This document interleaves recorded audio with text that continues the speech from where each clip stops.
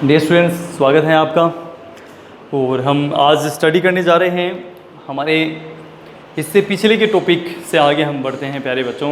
पिछले हमने बात की थी डिफ्रेंशिएट की। हमने डिफ्रेंशिएट किया था किसके ज़रिए? हमने डिफ्रेंशिएट किया है एल्कोहल्स के अंदर ल्यूकास टेस्ट और विक्टर मेयर टेस्ट। इससे पहले एस्टरीफिकेशन रिएक्शन जो है, एस्टरीकरण रिएक्शन है, उसके ज़रिए हम इसमें विभेद कर सकते हैं। हाइड्रोजनीकरण रिएक्शन से कर सकते हैं और एक और ऑक्सीकरण से भी इसका विभेद किया जा सकता है प्यारे बच्चों। तो हम बात कर रहे हैं, दो विधियां आपने पढ़ी थी तीसरी मेथड के बारे में जो इससे पिछले वीडियो में हमने डाली थी, और उससे आगे हम स्टडी करने जा रहे हैं। तीसरी मेथड हमारी जो विभेद करने की है वो है एस्टरीकरण रिएक्शन।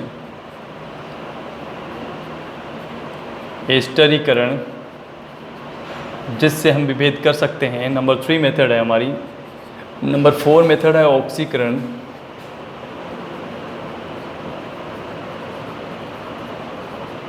और नंबर 5 मेथड है विहाइड्रोजनीकरण।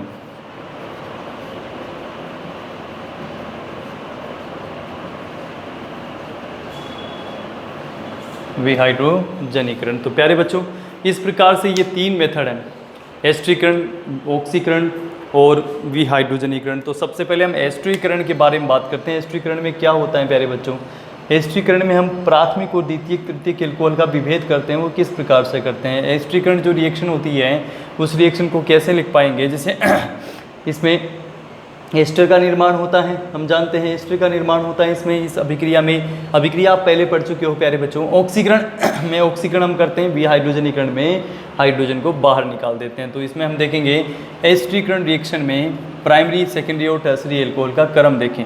तो देखिए ये CH3 CH2OH हैं प्यारे बच्चों, और इसमें से दूसरा हम ले रहे हैं, इसमें CH3 CH3 CHOH, ये हमने सेकेंडरी एल्कोहल लिख दिया। इसके बाद में हम ये टर्सरी एल्कोहल लिख रहे हैं। अब देखिए एस्टरीकरण अभिक्रिया की प्रति ये जो CH3 CH2OH है ये ज़्यादा क्रियाशील होता है। प्राइमरी एल्कोहल जो है वो ज़्यादा क्रियाशील होता है द्वितीयक एल्कोहल और तृतीयक एल्कोहल की तुलना में। अब देखिए इसके बारे में हम बात करें तो देखेंगे कि CH3 मेथिल ग्रुप एक इसमें ऐड है, जो कि क्या दर्शाता है? पॉजिटिव इंडक्टिव इफेक्ट दर्शाता है। ठीक है, यहाँ पर कितने मेथिल ग्रुप ऐड हैं इस कार्बन के साथ, सेकेंडरी कार्बन के साथ? तो यहाँ 2 मेथिल ग्रुप ऐड हैं जो कि क्या दर्शाते हैं? प्लस आई प्रभाव दर्शाते हैं। यहाँ पर कितने मेथिल समूह ऐड हैं? 3 मेथिल समूह ऐड हैं जो कि क्या दर्शाते हैं प्यारे बच्चों? प्लस आई प्रभाव ये दर्शाते हैं। ठीक है, पॉजिटिव इंडक्टिव इफेक्ट दर्शाते हैं।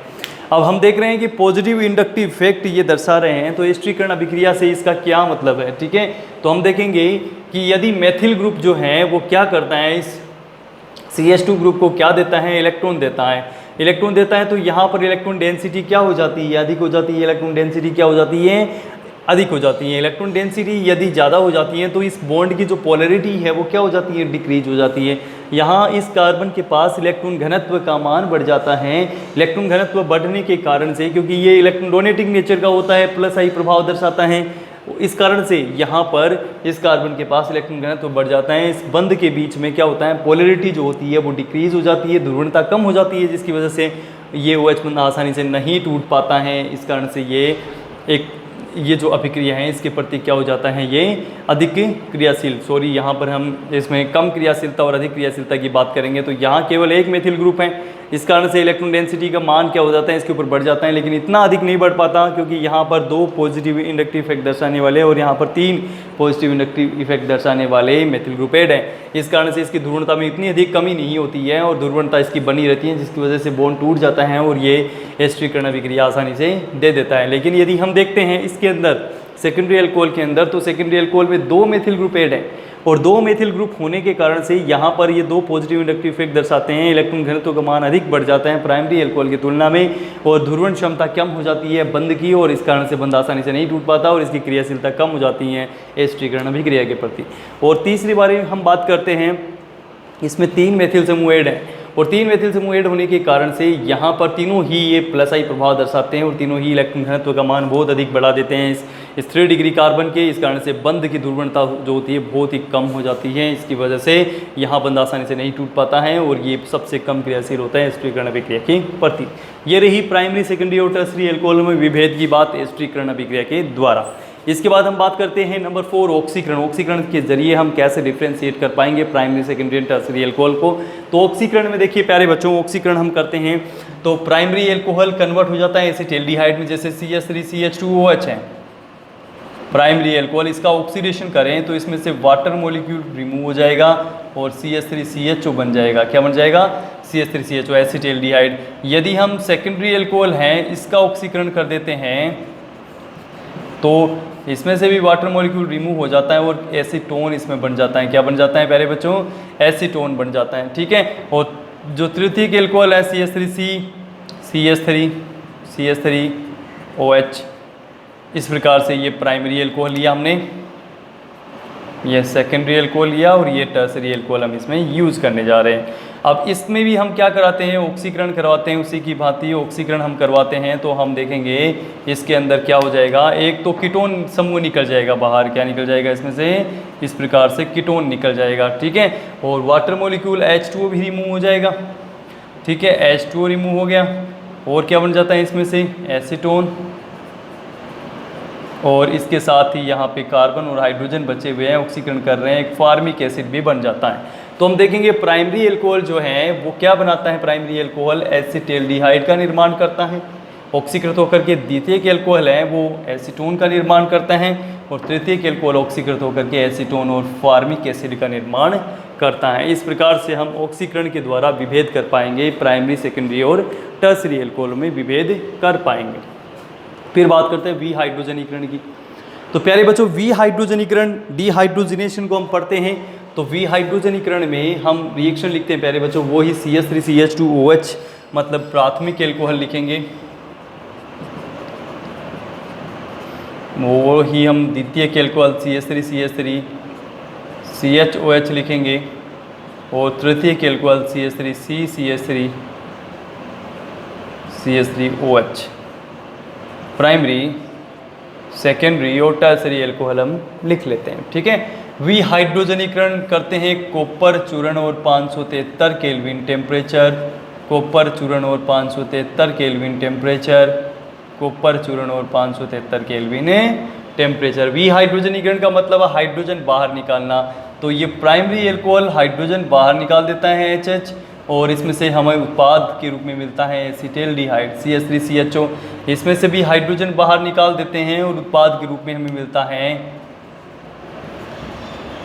एसीटोन, ठीक है, एसीटोन बन जाता है। लेकिन तृतीयक अल्कोहल एक्टिव हाइड्रोजन उपस्थित न होने के कारण, दोनों में क्या है? एक्टिव हाइड्रोजन उपस्थित है, इसमें एक्टिव हाइड्रोजन नहीं उपस्थित है तो ये विहाइड्रोजनीकरण नहीं देता। विहाइड्रोजनीकरण न दे करके ये क्या देता है? निर्जलीकरण रिएक्शन कंप्लीट करता है।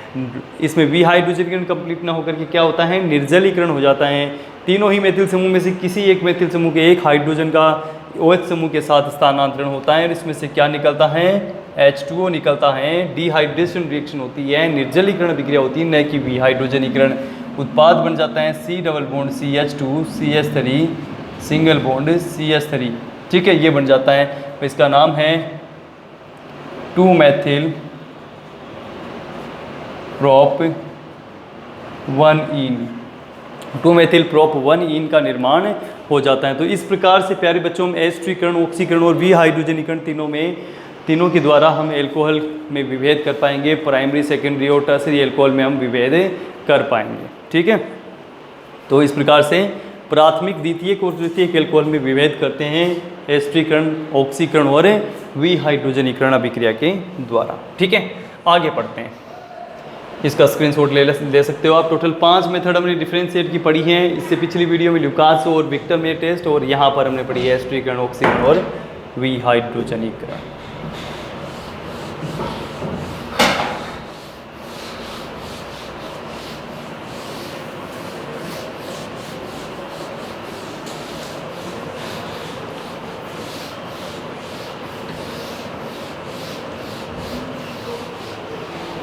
अब बात करेंगे हम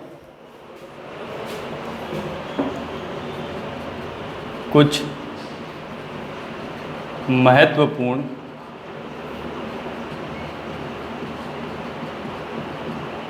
एल्कोहलों के बारे में। कुछ महत्वपूर्ण एल्कोहलों के बारे में बात करेंगे हम। तो सबसे पहले लेंगे मेथेनॉल को। मेथेनॉल इसका केमिकल फॉर्मूला होता है CH3OH।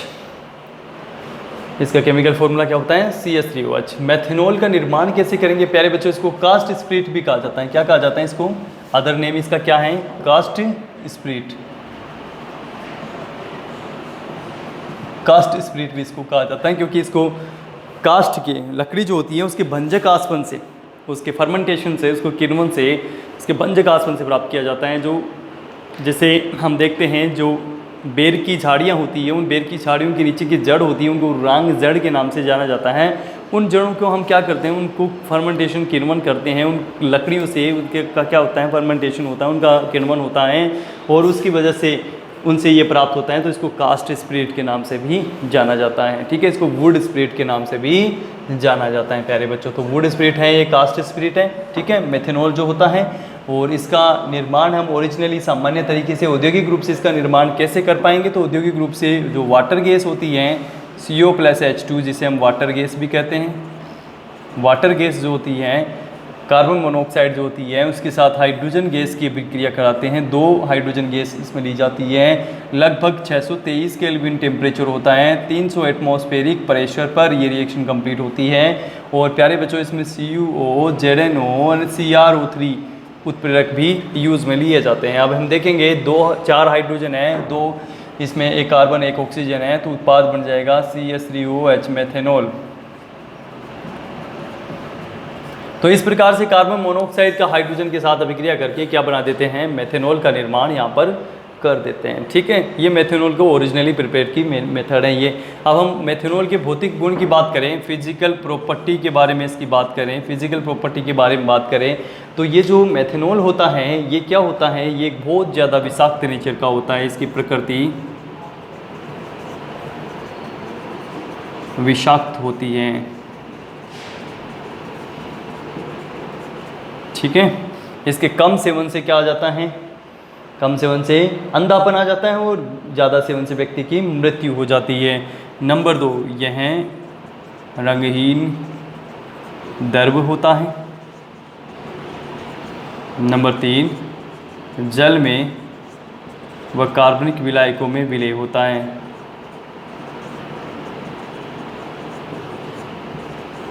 में विलय होता है। ठीक है, इसकी प्रकृति क्या होती है? विषाक्त होती है। कम सेवन से अंधापन और ज़्यादा सेवन से व्यक्ति की मृत्यु हो जाती है। रंगहीन द्रव होता है, जल में कार्बनिक विलायकों में विलय होता है। हाइड्रोजन बंध बनाने की प्रकृति इसकी होती है। ठीक है, और बहुत सी जो एल्कोहल देते हैं वो रिएक्शन देते हैं। ठीक है, एल्कोहलों में होने वाली लगभग समस्त रासायनिक अभिक्रियाएं ये एल्कोहल जो होते हैं वो देते हैं। ये इसकी फिजिकल प्रॉपर्टी है। ठीक है, इसके बाद हम बात करते हैं इसके उपयोग की। तो उपयोग नंबर 1 है पेंट जो होता है या वार्निश जो होती है उनके विलायक के रूप में इसको यूज़ किया जाता है। वार्निश के विलायक के रूप में। नंबर 2, जो एथेनॉल होता है उसको विकृतीकृत करने में इसका उपयोग होता है। विकृतीकृत करने में मतलब जो एथेनॉल होता है, जो शराब होती है उसको पीने के अयोग्य बनाने के लिए, उसको पीने के लायक नहीं रखने के लिए इसको मिलाया जाता है मेथेनॉल को एथेनॉल में, तो वो विकृत हो जाती है। ठीक है, नंबर 3, महत्वपूर्ण कार्बनिक विलायकों, कार्बनिक यौगिकों जैसे CH3I के निर्माण में,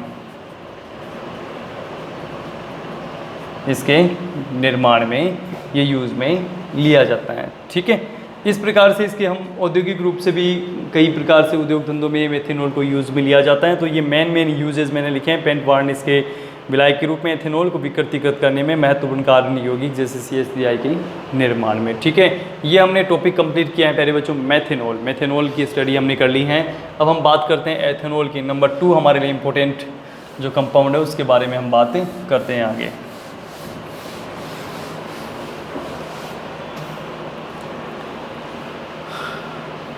नंबर 2 एथेनॉल। एथेनॉल का सूत्र क्या होता है? केमिकल फॉर्मूला क्या होता है प्यारे बच्चों? तो होता है C2H5OH और इसको क्या कहा जाता है, धान एल्कोहल के नाम से भी इसको जाना जाता है, धान एल्कोहल भी इसको कहा जाता है। धान एल्कोहल मतलब ग्रेन एल्कोहल के नाम से भी जाना जाता है इसको, क्योंकि ये धान से प्राप्त किया जाता है, ठीक है। और इसके अन्य इसके निर्माण की विधि के बारे में बात करते हैं प्यारे बच्चों। तो निर्माण इसका कैसे किया जाता है, निर्माण इसको स्टार्च युक्त यौगिकों से करते हैं, स्टार्च युक्त यौगिकों से इसका निर्माण किया जाता है, स्टार्च युक्त यौगिकों से निर्माण करते हैं प्यारे बच्चों। तो स्टार्च युक्त यौगिकों में नंबर 1 हम इसमें करेंगे सेकेरीकरण,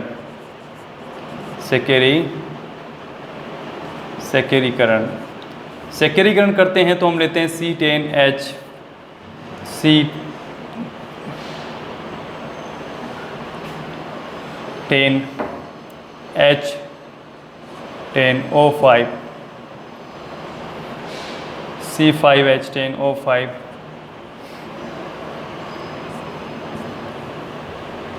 sorry C6H10O5 N molecule starch के लेते हैं हम। स्टार्च के कितने मॉलिक्यूल लेते हैं हम, N मॉलिक्यूल ले लेते हैं, NC6H10O5 इसके ले लेते हैं। इसकी वाटर मॉलिक्यूल से रिएक्शन करवाते हैं प्यारे बच्चों। तो इसमें हमें क्या मिल जाएगा, N वाटर मॉलिक्यूल के साथ रिएक्शन करते हैं तो NC6H12O6 हमारे पास बन जाता है, जिसको हम कहते हैं ग्लूकोज। सॉरी, इसके लिए हम इसमें करते हैं C12 आता है इसमें, इसका formula H22 and O11 and product बनता है इसमें हमारे लिए NC12H22 O11 C12H22 O10 इसका फॉर्मूला होता है। और इसकी रिएक्शन हम NH2 वाटर मॉलिक्यूल के साथ करा देते हैं तो बन जाता है C12H22 एंड O11, ठीक है, H20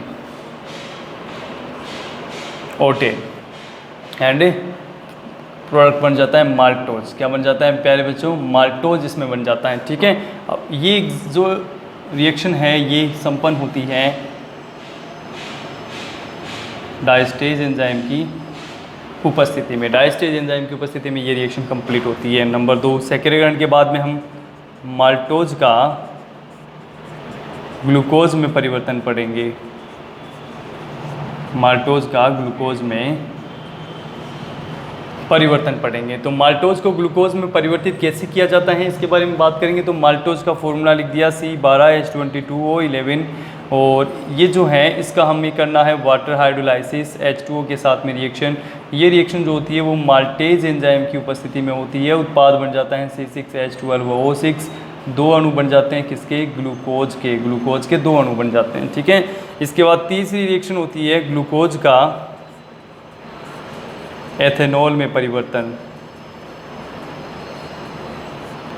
ग्लूकोज का एथेनॉल में परिवर्तन। तो ग्लूकोज का एथेनॉल में परिवर्तन करेंगे C6H12O6 लेंगे हम 2 अणु इसके और C6H12O6 का 1 अणु लेकर के इसकी रिएक्शन होगी जाइमेज एंजाइम की उपस्थिति में करते हैं। तो प्यारे बच्चों देखेंगे हम कार्बन कितने यहाँ पर, इसमें 6 कार्बन है हमारे पास में, 2 अणु इसके बन जाएंगे C2H5OH के, इसमें C2H5OH इसमें हमारे पास में बन जाएगा और 2CO2 वाटर मॉलिक्यूल इसमें से रिमूव हो जाएंगे, ठीक है। 2CO2 तो 4 इसमें क्या आ गए कार्बन ये और 2 कार्बन CO2 में आ गए, टोटल 6 कार्बन, हाइड्रोजन टोटल 10 और 2 12 आ गए, ऑक्सीजन टोटल 6 आ गए। मतलब एथेनॉल और CO2 इसमें से बाहर निकल जाती है।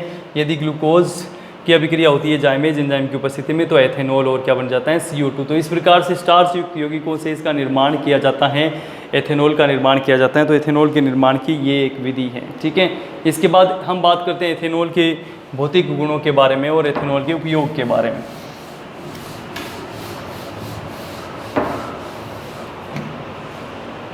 फिजिकल प्रॉपर्टीज़, भौतिक गुण। भौतिक गुण मतलब यह है जल में विलय होता है, C1 से C12 तक द्रव वह ऊपर के ठोस होते हैं, ऊपर के अल्कोहल क्या होते हैं, ठोस होते हैं। नंबर 3 जल के अणुओं के साथ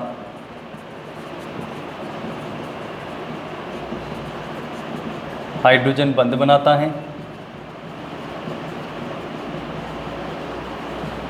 नंबर 4, इसकी ज्वलनशील प्रकृति होती है।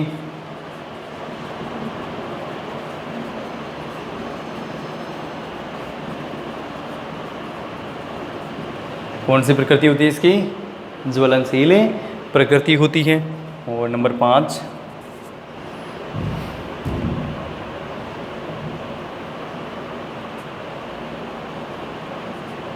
इसका गलनांक क्वथनांक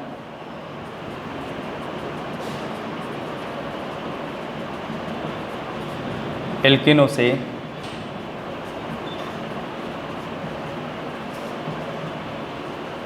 अधिक होता है। गलनांक क्वथनांक किससे अधिक होता है? एल्केनों से अधिक होता है। ठीक है, इस प्रकार से प्यारे बच्चों हमने ये कंप्लीट किया है। गलनांक क्वथनांक इसका एल्केनों से अधिक होता है, ज्वलनशील प्रकृति इसकी होती है, जल के अणुओं के साथ हाइड्रोजन बंध बनाता है, C1 से C12 तक द्रव्य व ऊपर के क्या होते हैं? ये ठोस होते हैं, जल में विलय होते हैं। ये इसकी फिजिकल प्रॉपर्टीज़ के बारे में बात की। अब हम इसके उपयोग के बारे में बात करेंगे।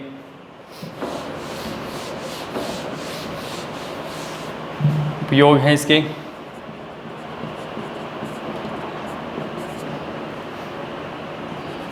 कार्बनिक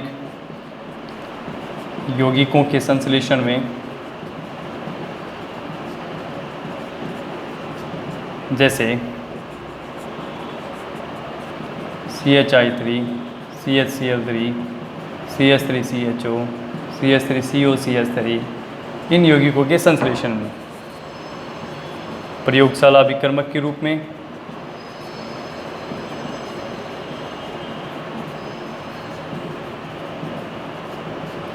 प्रयोगशाला अभिकर्मक के रूप में,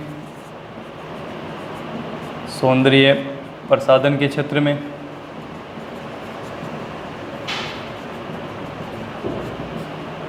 दवाइयों के निर्माण में,